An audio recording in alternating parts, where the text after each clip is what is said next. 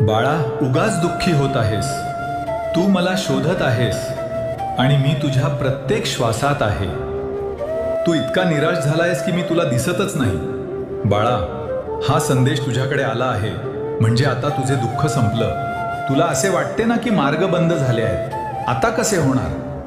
पण बाळा, ज्यावेळी जमिनीवरचे मार्ग बंद होतात तेव्हा आभाळात झेप घेण्याची वेळ आलेली असते. बाळा, रस्ते त्यांच्यासाठी असतात जे जमिनीवर चालतात.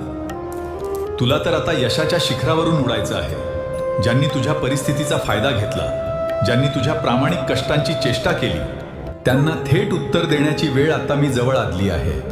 तू फक्त संयम ठेव आणि माझा हा चमत्कार अनुभव.